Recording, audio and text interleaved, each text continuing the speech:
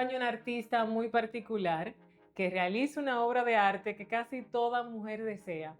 Es cirujano plástico certificado y acreditado en la Sociedad Dominicana de Cirugías Plásticas Reconstructivas y Estéticas SODOCIPRE. Vamos a conocer la historia detrás del arte del doctor Argenis Sánchez Pacheco. Bienvenido, Argenis. ¿Cómo te sientes? Muy bien, gracias a Dios y gracias a ti de verdad por la invitación. Gracias por aceptar nuestra invitación. Queremos saber de dónde viene Argenis, cómo fueron sus inicios en esta rama de la medicina. Bueno, mis inicios fueron un poco traumáticos, se pudiera decir, pero no, bueno, te cuento. Empecé medicina en el año 2001. Recuerdo que estuve a punto de dejar la carrera porque no podía mantenerla. Mi mamá era que me daba 50 pesos todos los días para yo poder pagar pasaje, comer, sacar copia y todo eso. Bueno, pues resulta que una vez recuerdo que solicité trabajo en una zona franca. En esa zona franca me aceptaron, pero resulta que no les convenía. ¿Por qué? Porque como era estudiante de medicina, yo quería una persona para que sea de mayor tiempo con ellos. Bueno, pues entonces recuerdo que estando como el verano del segundo semestre, conozco una chica que me dice, no, pero yo tengo un grupo de voluntarios que va al Moscoso Puello y yo ya me interesaría. Entonces recuerdo que no tenía ni pijama, no tenía nada, porque estaba apenas iniciando. Bueno, pues ella me presta una blusa de ella de pijama que me quedaba más grande que, oye, que yo parecía que tú, tú pareces un hallado, como dicen. Bueno, Flaquito, flaquito. oye, flaco, entonces con una blusa grandísima. Bueno, pues la cosa es que cuando entro en el Mocoso Puello, ahí siento que nace mi pasión por la medicina. Nace mi deseo, mi amor por la cirugía principalmente, porque entramos al área de cirugía. Bueno, pues resulta que ya después que yo más o menos conocía cómo era el sistema, yo decido entonces ir ya de manera individual, iba solo, iba prácticamente 2 días, y yo iba con 10 pesos, 5 pesos para ir, 5 pesos para venir. Y recuerdo que incluso cuando me daba hambre, los residentes me guardaban comida, o si no, yo me paraba cerca de los pacientes y decía, oye, ¿qué hambre tengo? Doctor, ¿usted tiene hambre? No, no, no, venga, venga. Me buscaban qué comer. Bueno, pues entonces, para no cansarte el cuento, ya luego que tenía más o menos un tiempo, que me había ganado la confianza de los residentes y eso, yo decidí lanzarme y buscar trabajo. Yo digo, yo necesito buscar trabajo. ¿Por qué? Porque estoy voluntario, estoy aprendiendo, pero yo necesito cubrir mis gastos. Bueno, pues resulta que me lanzo, estoy buscando como ayudante de cirugía. Recuerdo que una vecina de mi madre, ella trabajaba en un centro privado. Ella dice, no, pero yo lo llevo, yo conozco al dueño. Bueno, la cosa es que me lleva, me dicen que sí, me llamaron como camillero. Como camillero y yo nada más decía, wow. Yo en el Mocoso Pollo me dicen doctor, pero allí me van a llamar camillero. Como que no quería, pero al final cuando lo iba a tomar. Cuando me llaman, que me dicen el horario, yo le digo, mira, lamentablemente no me conviene porque yo estoy estudiando y en ese horario me choca con la universidad, pero si tú tienes una vacante como ayudante, avísame que yo voy. Bueno, la cosa es que pasa un tiempo, me llaman y me consiguen para una vacante para ayudante de cirugía para los fines de semana. Yo, oye, el ideal. En eso me dice que si podía cubrir una vacación y yo digo, claro que sí.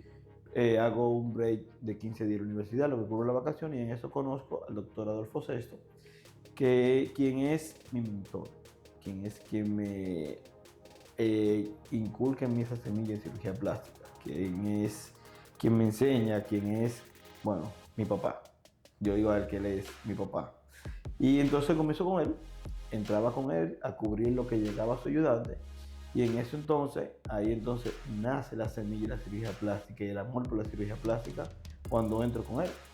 Bueno, pues resulta que luego ya entonces en el centro que te dije, me dejaron fuera porque iba a entrar otra persona con más experiencia. Ahí hablo yo con el doctor, le digo así mismo desinteresadamente que si puedo entrar con él. Y él me dice que sí. Bueno, pues yo sigo yendo, ya ahí con lo que me daba, era más que suficiente. En eso hago mi carrera completa, terminó medicina. Muchos compañeros míos que eran ayudantes de cirugía abandonaron la carrera porque le cogieron amor al dinero. Yo siempre dije, no, a mí me gusta la medicina, me gusta la cirugía, yo tengo que hacerme cirujano plástico. Incluso todos los compañeros y todo el que se iba a donde la hice, era personas que más o menos tenían recursos. Yo tuve que romper brazos, papá Dios y mi mamá que estaba, fueron los que me ayudaron a mí con eso. Bueno, pues entonces nada, me graduó de medicina, concurso entonces para cirugía general, concurso 2 veces, no entré en la primera, entré en la segunda, incluso la segunda vez, fue un poco traumático. ¿Por qué? Porque quedé entre los primeros 40 de 4.800 aspirantes y prácticamente quedé fuera. Digo yo, uy, ¿cómo es posible que yo, sacando buena nota, estoy fuera? Bueno, entonces mi madre habla con mi hermano, que está en la Fuerza Aérea, le dice, oye, algo por tu hermano, porque mira, a él no le fue mal. Bueno, la cosa es que me abre un espacio, entro incluso de manera honorífica a la residencia. Yo decido que sí porque quiero entrar. Por eso que yo digo, nada es imposible.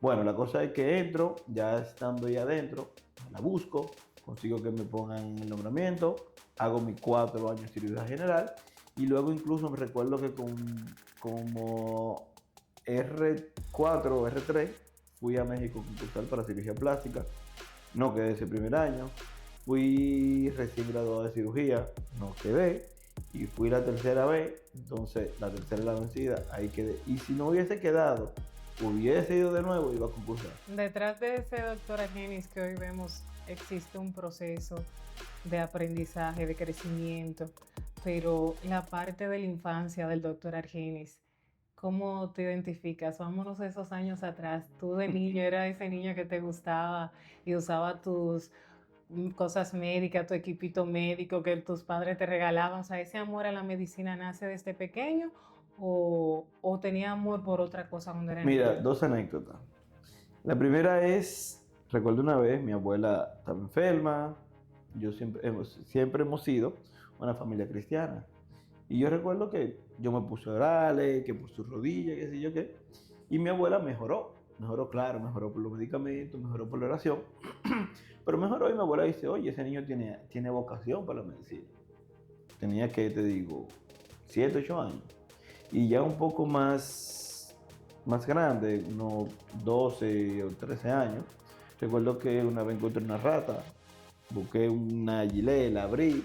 O sea, de ahí creo que son mis 2 anécdotas que me hacen recordar de que desde niño creo que venía ya esa vocación por la medicina.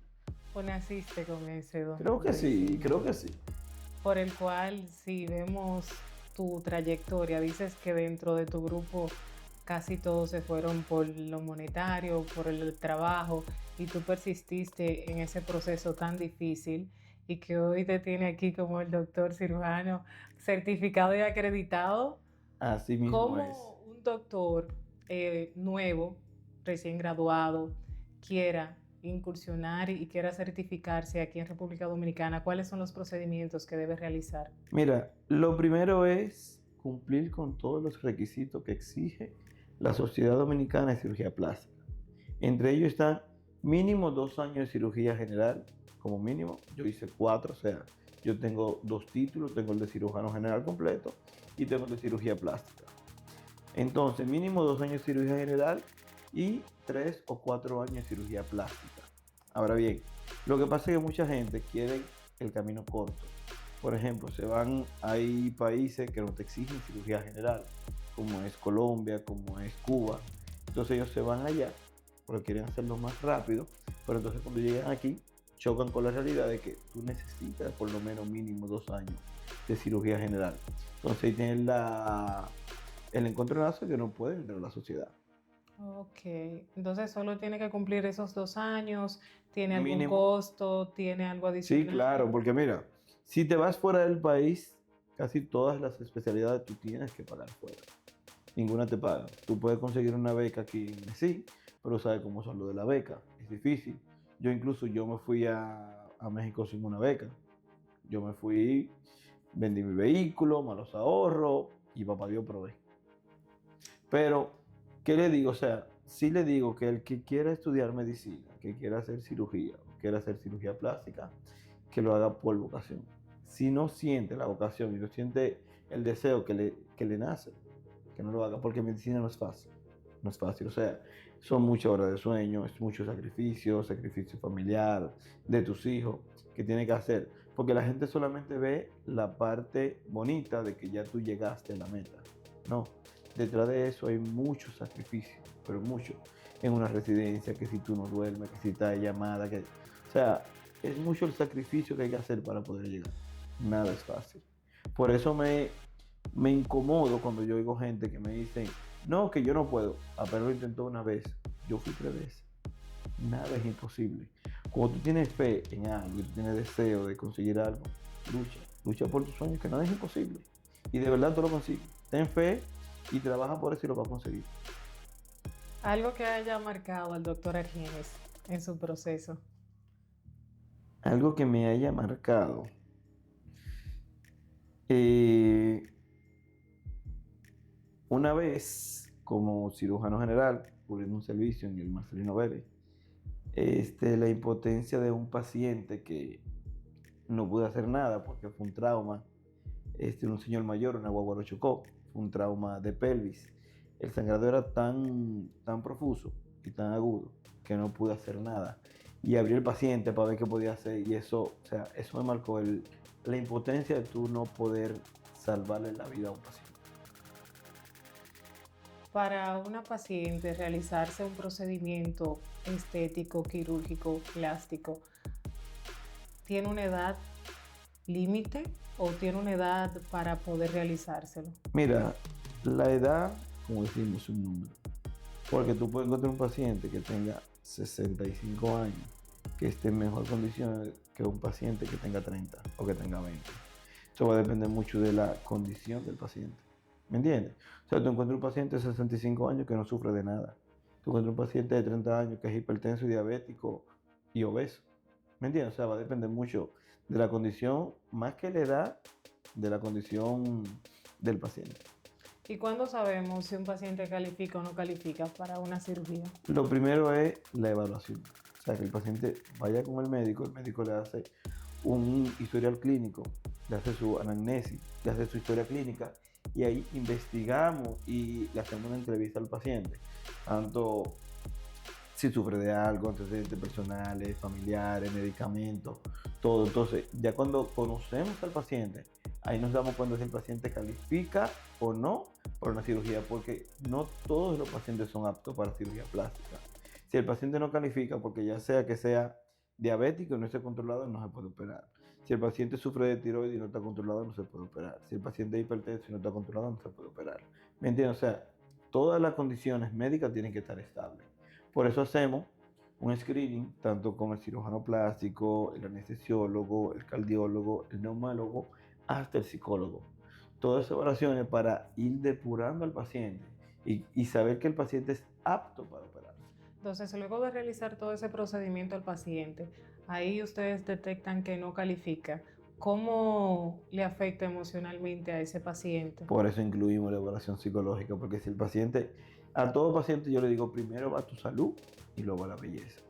Incluso si el paciente cree que está en las mejores condiciones, pero luego que se hacen los laboratorios o las evaluaciones, arroja ahí algo, se arroja algo que no es compatible con la cirugía o no es preferible operarlo hasta que tal condición médica esté estable, se le explica al paciente. Se le dice, mira, por tu salud lo más recomendable es esperar que tal condición médica esté estable, ya sea que sea la presión arterial, que sea una diabetes. Entonces, recomendamos y referimos a ese paciente donde un especialista o el especialista que le corresponde por el área que esté pasando a ese paciente, para que me estabilice ese paciente y luego entonces, ya luego que el paciente esté estable, ahí sí podemos someter a una cirugía plástica. Ok, entonces existe la posibilidad que durante el periodo no sea operado, pero sí más adelante. Pero no se da la oportunidad de que desde un principio ustedes determinen no se puede. Claro que sí.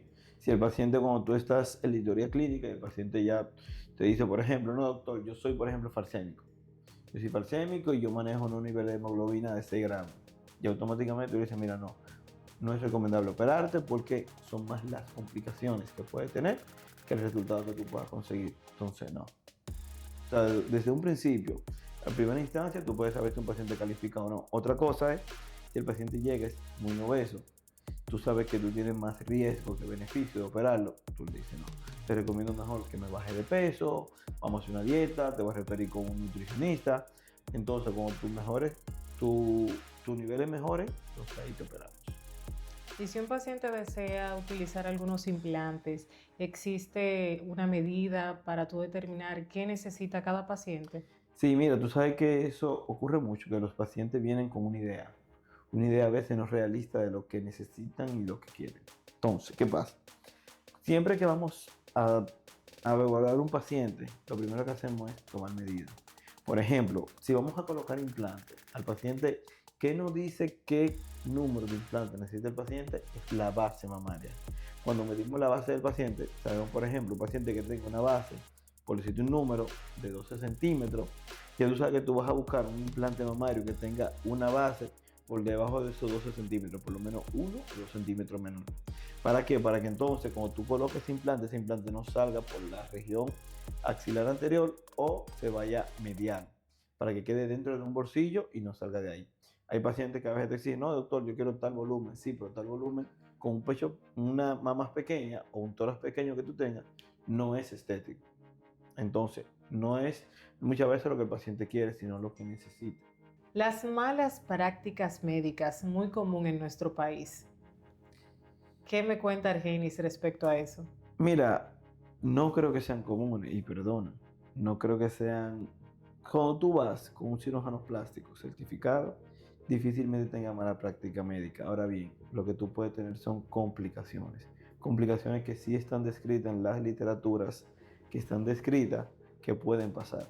Porque por eso ponemos a todos los pacientes a llenar lo que es un consentimiento informado, donde le indicamos todas las complicaciones que pueden haber. Entonces, por eso yo no creo que sea mala práctica médica. Yo creo que el término sería mal llamada mala práctica médica. Ahora bien, si tú te vas con un médico que no es especialista en esa área, a ellos sí le llamaría mala práctica médica. Te voy a poner un ejemplo. Si tú vas a hacer algo en tu casa de electricidad, tú vas a buscar un electricista, no un plomero. Ocurre con la cirugía plástica. Si tú te vas a operar, te vas a hacer una abdominoplastia con lipo, lo ideal es que busque un cirujano plástico, no un ginecólogo. ¿Qué ocurre? Lamentablemente, hay muchos médicos, ginecólogos, cirujano general, médico general, dermatólogo, otorrino, odontólogo, que están viendo la parte lucrativa de la cirugía plástica y por eso entonces hacen cirugía plástica y el que viene ahí sí yo le llamo mala práctica médica. ¿Por qué? Porque tú no eres especialista en esa área. Entonces ahí tú puedes tener una mala práctica médica. Pero cuando yo siento, por ejemplo, un ginecólogo que te vaya a hacer una cesárea y por X o Y razón pasó alguna eventualidad, es una complicación que está descrita de ese procedimiento. Ahora bien, si esa cirugía te la hizo un médico general, va a haber complicaciones, va a haber mala práctica médica. ¿Por qué? Porque él no conoce ni la anatomía ni la fisiología de lo que puede pasar ahí. Por eso en las complicaciones, ahí sí le llamo mala práctica médica. También ahí influye un tema que es la anestesia. Muchos pacientes se han quedado en quirófano por medio de esa anestesia. Ahí conlleva lo que es el desconocimiento de un anestesiólogo o porque lo realiza un médico general a ese No, paciente. no creo que ningún médico general se atreva a realizar una anestesia a un paciente. Créeme, es una de las especialidades más exigentes y más estresantes, porque ellos sí tienen la vida del paciente en las manos. Ellos son los que dominan eso. Ahora bien, tú puedes poner un bloqueo y tú no tienes control de que se haga un bloqueo masivo. O sea, ellos saben, pero hay cosas que a veces se le escapan de la mano a uno, ya sea que el paciente te haga una hipotensión o que te haga un reflejo vasovagal, que el paciente haga un paro cardíaco momentáneo, ¿me entiendes? Ahora bien, ese es el temor de todos los pacientes, por eso lo ideal es una buena evaluación preanestésica, te va a decir qué condición tiene el paciente y tú saber qué tipo de anestesia darle a ese paciente. Interesante saber eso, porque como bien resalto, muchas personas temen antes de realizarse e incluso no se realizan cirugías que desean por Por temor temor. y por las eventualidades que hemos Mira, visto te voy a de poner, pacientes que lamentablemente han fallecido. te voy a poner el mejor ejemplo. ¿Cuántos vuelos salen diario a nivel mundial? Vuelos aéreos. Salen miles, por no decirte millones, miles. Ahora, ¿cuáles vuelos se dan a conocer? Los que tienen alguna eventualidad. El vuelo que se cayó, el vuelo que tuvo que aterrizar de emergencia. Ocurre lo mismo con la cirugía plástica. Existen actualmente, se tienen que estar operando ahora mismo, miles de pacientes. Ahora bien, ¿cuáles se dan a conocer? Los pacientes que tienen complicaciones. Pero salieron miles, ponte que se operaron en el día de hoy 10.000 pacientes. De esos 10.000 pacientes hubieron 2 que se complicaron. Esos 2 salen a relucir. Los otros 9.998, no. ¿Por qué? Porque salieron bien. Eso ocurre con la medicina. O sea, se resalta lo que está mal hecho. Es como dicen muchas veces científicos y profesionales. O sea, tú te equivocas, tú haces 1.000 cirugías. Y de esas 1.000 cirugías, todos te la aplauden. Se te complicó una y te critican ya como mal médico porque una cirugía se complicó. Ok, existe la posibilidad, obvio, porque no somos perfectos. Entonces, al no vivir bajo un mundo perfecto, existe que probablemente se complique, se dificulte y hasta lamentablemente perder un paciente. Claro, tratamos de llevar al paciente en las mejores condiciones posibles para evitar ese tipo de eventualidad, ya sea la muerte que nadie quiere. ¿A quién no le va a pasar? A ti no te va a pasar. ¿Por qué? Porque tú no operas. Ahora a mí me podía pasar. ¿Por qué? Porque yo soy cirujano y tengo a un paciente en mis manos. Ahora bien, hay cosas que no dependen de nosotros. Un ejemplo, nosotros como cirujanos hacemos la cicatriz. Ahora bien, la cicatrización la hace el paciente. El paciente hacer esa cicatrización, tú no tienes control de cómo va a cicatrizar, si va a ser hipertrófica, si va a ser queloide, si va a ser ancha, porque eso va a depender del organismo del paciente. Ocurre igual cuando hacemos la transferencia de grasa. Nosotros la transferimos y buscamos el volumen adecuado para el paciente, pero no sabemos si el organismo la va a rechazar, la va a reabsorber, porque normalmente se reabsorbe un 30%, pero se puede reabsorber hasta el 100%. Y no depende del cirujano ni fue que hizo una mala cirugía. ¿Me entiendes? Ahora, cada paciente es diferente y cada paciente es individual. Por eso tratamos de siempre, incluso con los presupuestos, individualizar los presupuestos, porque cada paciente es diferente. Cada paciente tiene una necesidad diferente y cada paciente tiene un cuerpo completamente diferente. ¿Cuáles cosas no le dicen al paciente luego de realizarse o someterse a una cirugía plástica? Tú sabes que ese es un tema muy chulo, porque la parte que no te dicen luego de tu cirugía. Por ejemplo, ¿qué no te dicen luego de que tú te haces una abdominoplastia con lipo? Que tú vas a tener un dolor de espalda, que tú vas a decir, oye doctor, pero es que me duele la espalda, que tengo 3 días que no duermo, porque no te preocupes, eso nunca te lo dicen. ¿Y por qué ese dolor de espalda? Porque hay una rectificación incluso muscular, buscando postura, ya sea porque como está estirada, tú tienes que adoptar una postura y eso hace que esos músculos entonces te estén doliendo. Una. Dos, tú vas a tener, por ejemplo, después de que tú hagas una liposucción, tú vas a tener un área que te va a poner oscura. Eso es normal, eso nunca te lo dicen. Ahora bien, todo eso aclara con el tiempo. Hay paciente que te va a aclarar eso en un mes, otro en 2 meses, otro en 3 meses, pero son cosas que nunca te dicen. Otra cosa es, ah, lo muy importante. Cuando tú te operas, que tú tienes primer y segundo día, tú entras como en una depresión que tú dices, ¿para qué yo me metí a esto? ¿Por qué lo hice? Y comienza una negación y no aceptar. Y te ves, otra cosa, te ves más gorda como tú entraste. Tú dices, pero es que yo me veo fatal, parece una chapi. Pero todo eso es normal. Luego, entonces, cuando pasa la segunda semana, que ya tú comienzas, que ya tienes menos dolor, hay menos inflamación, ya tú comienzas a aceptar tu cuerpo. Y tú dices, oye, pero no me veo tan mal. Son cosas que no te dicen. Y ya tú comienzas y tú dices, te gusta tu cuerpo, pero tú, esos primeros días, tú estás en negación, tú no te aceptas, dices por qué lo hice, por qué me metí en esto, mira, ahora no duermo, no puedo comer, si como me cae mal, si me levanto me mareo. Todo eso son cosas que no te dicen, nada más te venden la parte bonita, la parte de que ya me operé, ya tengo el cuerpo, miren mi cuerpo, pero el proceso es el mismo proceso que pasamos nosotros estudiando medicina. Se pasa, pero lo chulo es que buscamos la forma de que ese proceso sea lo más simple posible para ti. Por eso yo le digo a mis pacientes, mira, 2 semanas y tú estás lista. Y de esas 2 semanas son lo crítico donde tú vas a tener como molestia y eso. 2 semanas Y de esas 2 semanas, la primera semana, y de esa primera semana, los 3 primeros días, que son los días que tú no vas a dormir, que tú te vas a sentir incómoda, que vas a sentir molestia. Y luego que pasan esas 2 semanas, que ya tú te puedes bañar, que tú puedes salir con tu faja, que no tiene drenaje, ya te sientes diferente. Y ahí comienza a levantar tu ánimo y tú automáticamente cambia todo el panorama. Quiere decir que el posoperatorio influye mucho en una operación y es muy importante. Tú sabes que el posoperatorio es tan importante como la cirugía. ¿Por qué? Porque, por ejemplo, en el posoperatorio, si tú no llevas un cuidado posoperatorio adecuado, el resultado no va a ser el deseado y va a ser un resultado subóptimo. ¿Qué pasa? Si, por ejemplo, todo paciente luego de cirugía necesita darse los masajes, los masajes te va a ayudar a eliminar esa inflamación, a reducir la cantidad de líquido que se acumula y por ende ayudar a que ese tejido se adhiera y se pegue al músculo.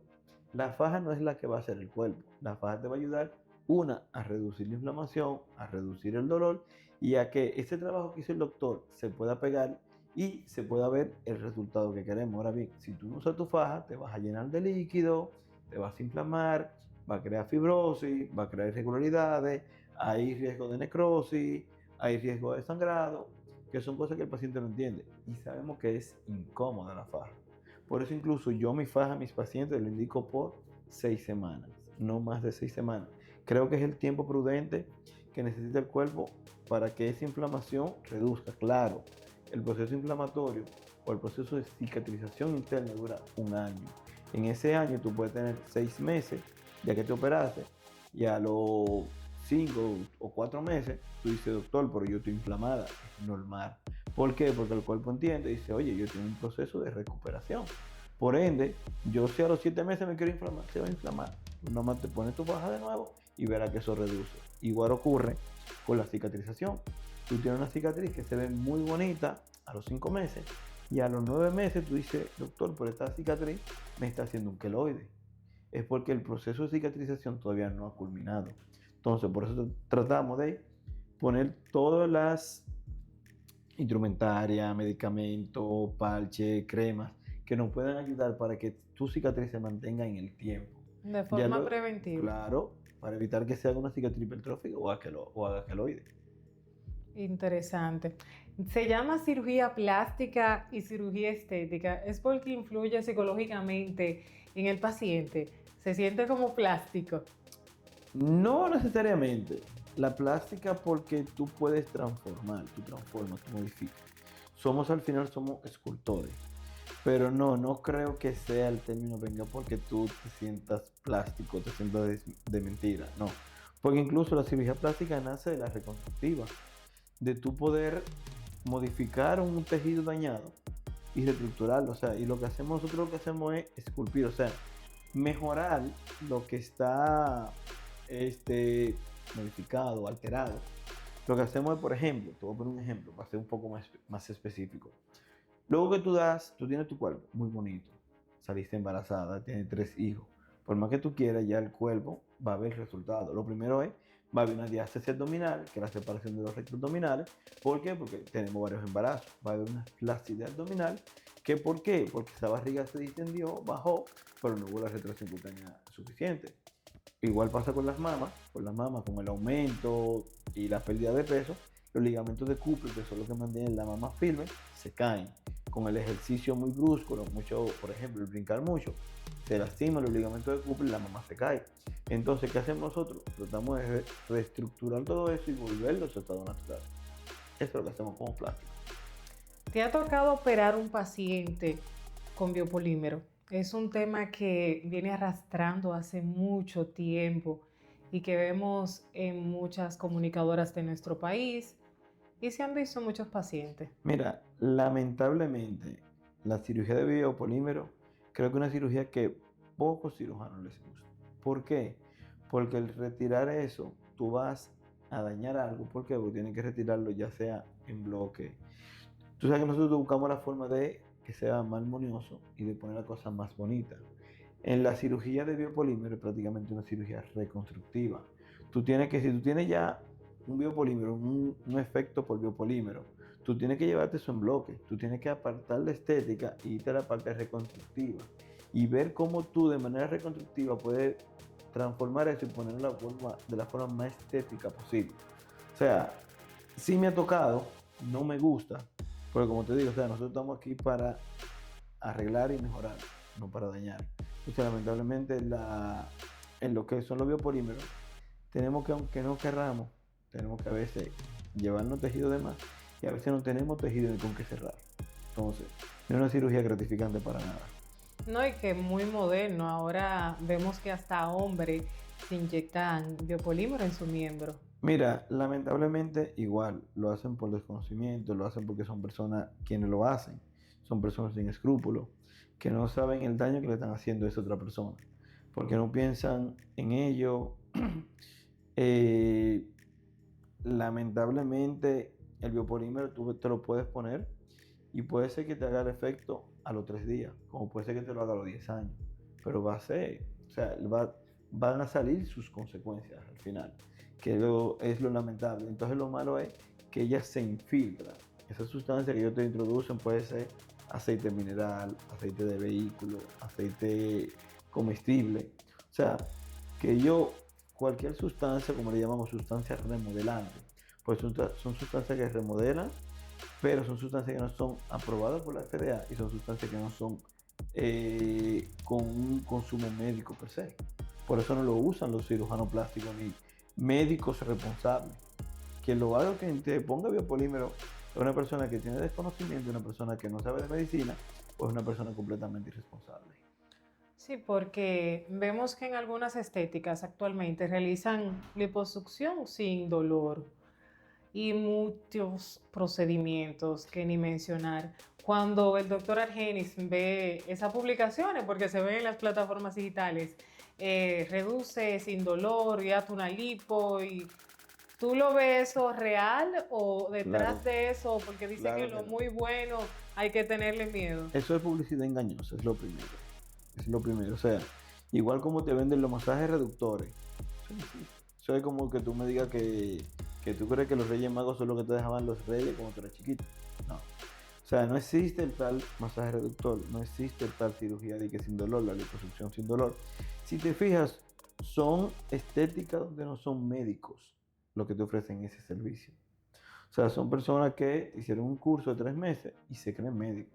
Y tú lo ves que andan con una pijama y no, yo sí hago esto, yo sí hago aquello. No, no se dejen engañar. O sea, nada es fácil, nada es sencillo, la belleza cuesta. Pero a veces queremos una parte rápida, sencilla y más barata. Ocurre que igual con el sistema Ponzi, con el dinero. Por eso, porque mucha gente lo engaña. Porque creen que el dinero fácil existe. No existe el dinero fácil. Tampoco existe la parte fácil en medicina. Entonces, van donde ti, doctor, pero que yo vi que me salió una publicación que tal cosa, no, eso no existe. Pero publicidad engañosa. Después que te traen, que te tienen allá, te venden cualquier producto que ellos tienen con el objetivo de poderte ganar como cliente. Entonces son los sitios donde te ponen biopolímero, son los sitios donde te pueden modificar cualquier paciente. Por ejemplo, muchas veces le ponen quemadores de grasa. Oye, eso es súper peligroso. Te ponen quemadores de grasa, te produce una vasoconstricción bien importante. El paciente te omite eso cuando va a la consulta contigo, tú lo operas y luego tú tienes entonces un área prácticamente devascularizada. ¿Por qué? Hiciste liposucción por esa área donde pusieron esos quemadores de grasa, no tiene irrigación, entonces tú tienes un alto riesgo, un porcentaje muy alto de necrosis. ¿Cuáles son los cuidados prequirúrgicos antes de realizarse una cirugía plástica? Mira, yo incluso tengo de costumbre, yo incluso le indico, le doy una lista al paciente de qué cosas tienes que hacer y qué cosas tienes que dejar de hacer antes de someterte a una cirugía plástica. Por ejemplo, lo primero es, si estás tomando anticonceptivo, no tomar anticonceptivo. ¿Por qué? Porque eso va a aumentar el riesgo de sangrado. Anticonceptivo, ginseng, biloba, vitamina E, D y K, el ajo, son productos que van a hacer que tú tengas una prolongación en tus tiempos de sangrado, por ende puedes sangrar un poco más.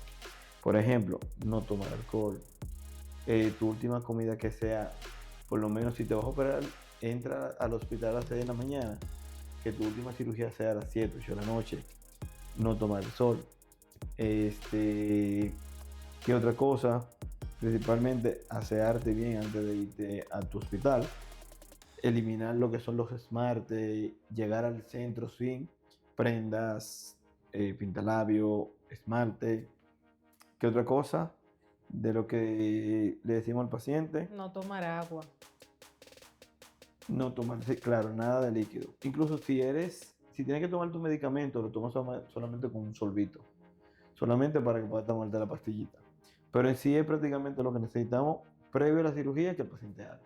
Y el doctor, su preparación antes de entrar a cirugía. Lo primero es poner en manos de Dios. Siempre lo digo, o sea, Dios es el que tiene el control, Él es quien va a operar, nosotros somos solamente instrumentos de Él. Lo primero, entregarme en manos de Él.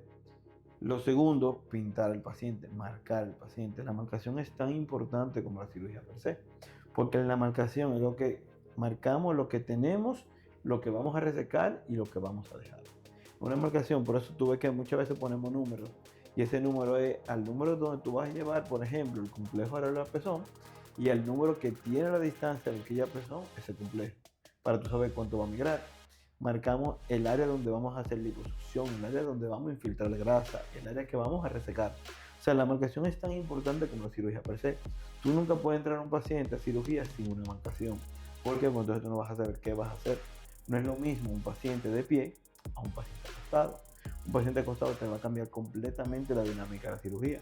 Por eso tú marcas a tu paciente de pie y cuando ya se acuesta, tú sabes cuáles son las dimensiones y dónde tú vas a trabajar para que cuando el paciente esté de pie, esté entonces en las mejores condiciones y tenga un resultado óptimo. Quiere decir que en ese momento tú plasmas tu arte en ese cuerpo. Así mismo. Entonces ya tú visualizas más o menos lo que tú estás buscando con el paciente.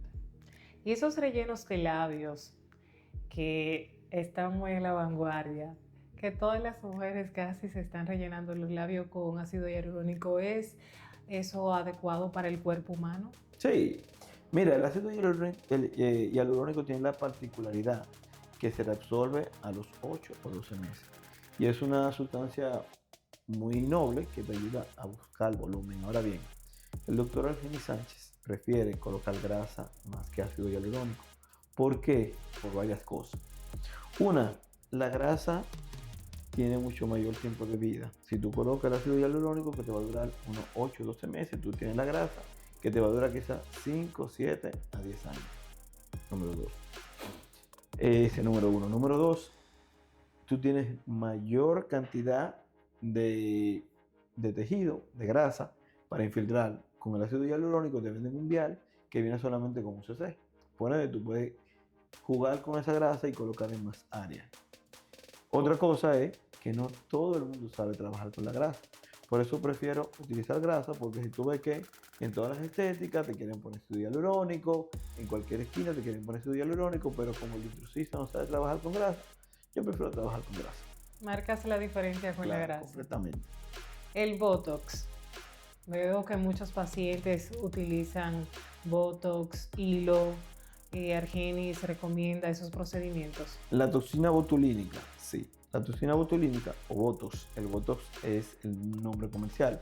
Tenemos varios nombres comerciales en el mercado, pero su nombre es toxina botulínica, incluso tipo A.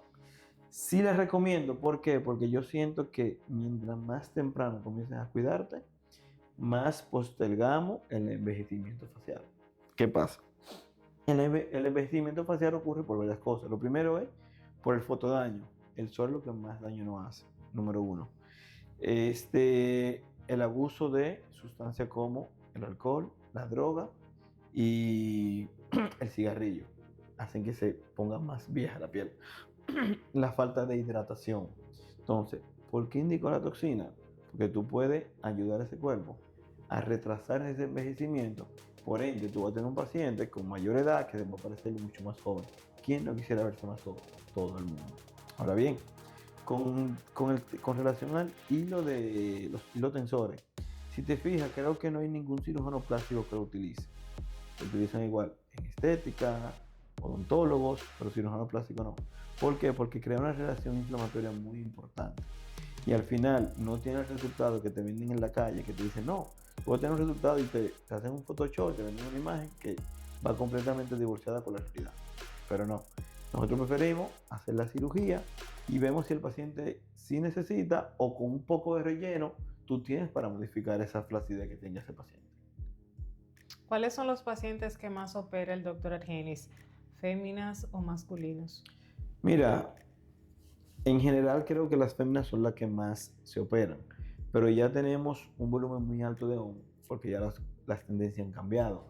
Y no es, lo que pasa es que el hombre ya se está cuidando más, el hombre ya quiere verse bien. Entonces por eso hay un auge ahora mayor de hombres haciéndose cirugía plástica, pero es porque quiere verse bien y se está cuidando, no se está quedando atrás ya. Ya eso de que del macho alfa que tiene la panza grande, que estoy descuidado, no, ya no se cuida. ¿Existe un límite para una persona operarse o no? ¿Tú dices un límite de cantidad de cirugía? Sí, claro. Mira qué es lo que pasa. A mayor cantidad de cirugía, mayor riesgo quirúrgico. Tú vas a someter, por ejemplo, no es lo mismo como se hace el movie makeover, que incluso Salud Pública ya lo prohibió. ¿Por qué? Porque tú estás sometiendo a un paciente a un estrés quirúrgico mayor. Porque tú vas a tener un paciente ahí de 7, 8 horas en un quirófano, acostado, bajo anestesia, donde eso te multiplica y duplica la cantidad de riesgo que pueda tener. No es lo mismo una cirugía de 2 horas, 1 hora, a una cirugía de 7, 8 y 10 horas. Por ende, no es recomendable hacer tantos procedimientos juntos. Ahora bien, si el paciente es un paciente delgado, que dice, bueno, un poquito de lipo, quizá duró unos 30 minutos, 40 minutos detrás, en lo que la volteo, colocar los implantes, el abdomen, hago 2 horas, lo pudiera hacer. Pero todo va a depender de la cantidad de procedimiento y la cantidad de tiempo que tú vayas a durar con ese paciente. Quiere decir que si un paciente se opera en 5 ocasiones es mucho. En 5 ocasiones en tiempos diferentes. Mira, no creo. Lo que pasa es que no es lo mismo. Por ejemplo, no es lo mismo que tú te operes 5 veces las mamas a que tú te hagas 5 cirugías diferentes. Por ejemplo, que me operé hace 4 meses, me hice el abdomen. A los 7 meses me hice la mama. Al año me hice la nariz. Ahí no hay problema. Ahora bien, no es lo mismo cuando tú haces 5 cirugías a un mismo órgano. Por ejemplo, a las mamas. Ya tú sabes, cada cirugía tú vas a tener fibrosis, tú vas a tener pérdida de irrigación. Es una mama que va a tener mucho mayor riesgo de complicación en un futuro. O sea, cuando ya vaya por su cuarta cirugía, es una mama que te puede quedar prácticamente deforme. Es una mama que tiene riesgo de necrosis, que se vaya a necrosar el pezón, que se vaya a perder un tejido, que vaya a perder sensibilidad. ¿Por qué? Porque es una mama que tiene varios procedimientos quirúrgicos, por ende, tiene menos cantidad de tejido y mayor cantidad de fibrosis. Fibrosis que tiene poca irrigación, fibrosis que se puede necrosar. 5 virtudes que representen al doctor Argenis. Mira, 5 virtudes creo que incluso la primera, que va desde mi historia: perseverante, perfeccionista, apasionado, sincero y responsable. Creo que esos son 5 virtudes que me pudieran definir como persona y como cirujano. Si tuvieras la oportunidad de regresar el tiempo y resaltar un episodio de tu vida, ¿cuál sería? Un episodio de mi vida: darle un beso a mi mamá. Creo que Tu madre fue tu apoyo, sí, quien siempre estuvo presente, te criaste solo con ella, tus hermanos.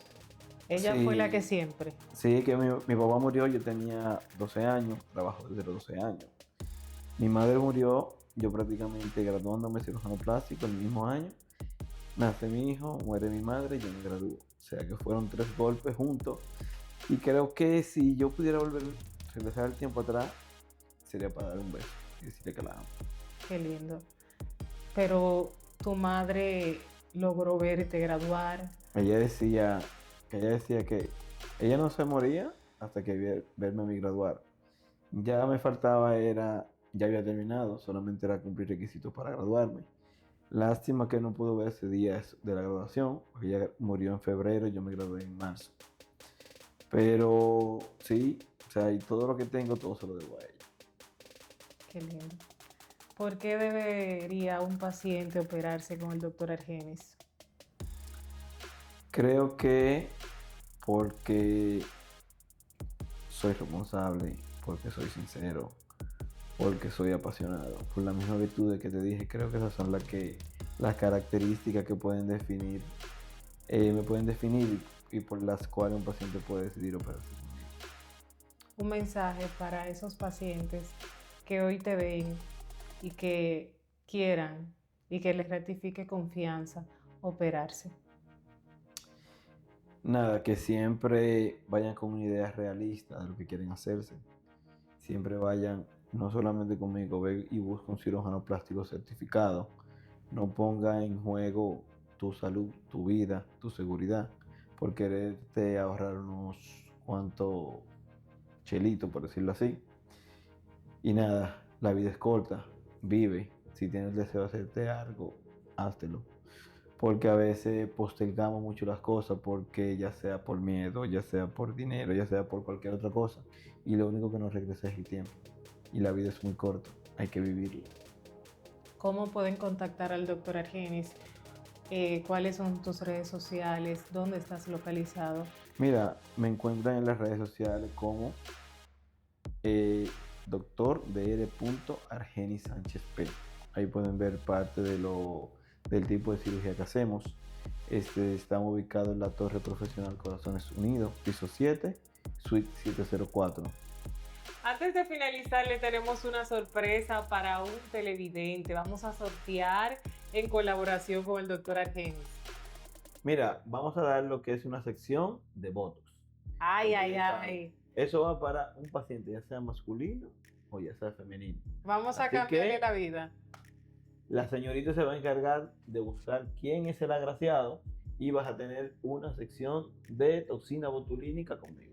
No, pero es sumamente fácil de participar. Solo tienen que buscar este video en las plataformas YouTube, Instagram y TikTok. Seguir la cuenta del doctor, seguir la cuenta de Todo es Arte en las plataformas, darle like, comentar y decir yo. Gracias, doctor, por permitirnos estar aquí, por conocerte y por llenar todas esas dudas que muchos pacientes que tienen el temor de realizarse una cirugía plástica, hoy, luego de ver al doctor Argenis, van a tomar esa decisión.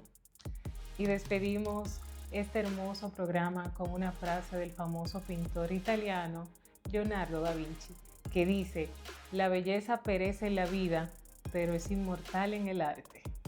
Nos vemos en una próxima entrega. Espero que compartan y comenten este video. Bye bye, nos vemos en una próxima entrega.